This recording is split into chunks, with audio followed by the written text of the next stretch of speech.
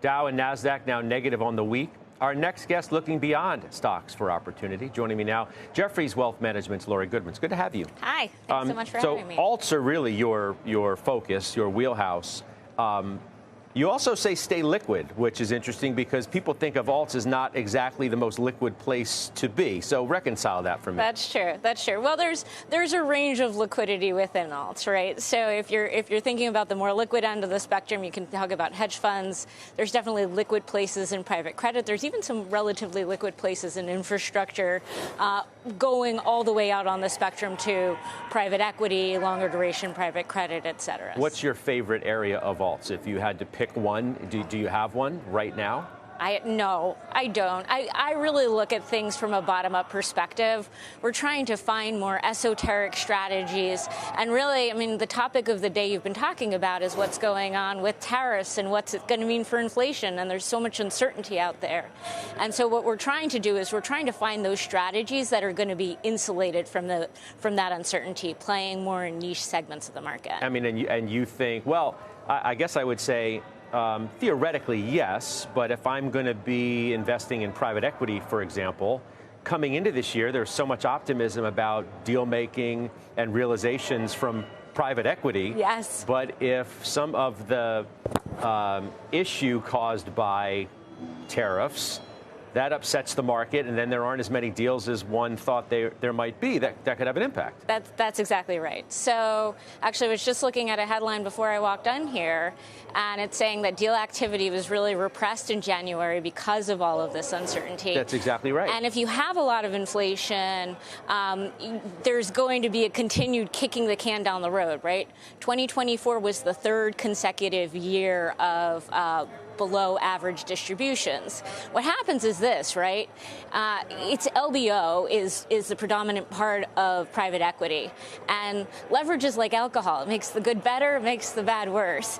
And so when you have this inflation scares, people don't want to go to market. They want to see inflation and rates come down because they'll get better valuations. So it's something we're really looking at. With all of that said, there are parts of the market that you can play in private equity where you're less beholden to what happens. So if there's areas with secular tailwinds, whether it's cybersecurity or AI or biopharma, where you're finding niche managers where the exit path may be M&A as opposed to IPO, those are going to be somewhat insulated from these dynamics. They're still going to be impacted, no doubt. I feel like two big areas for private equity that, you talk to private equity executives, you hear a lot about data center and private credit, obviously. How do you view those areas? Sure. I mean, for data centers, a lot of it's going to be wait and see with the ramifications of DeepSeek and how much energy we're going to need.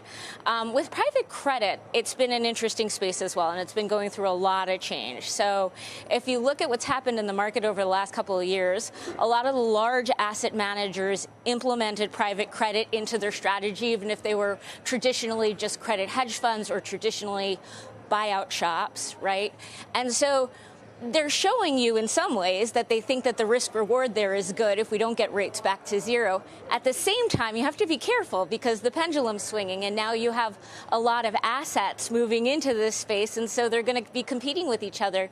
You're going to see spreads compress, and also banks. If we have the bank deregulation, you're going to see more competition from banks in this space. So it was a couple of Mondays ago, the DeepSeek headline, which really caused an earthquake, obviously.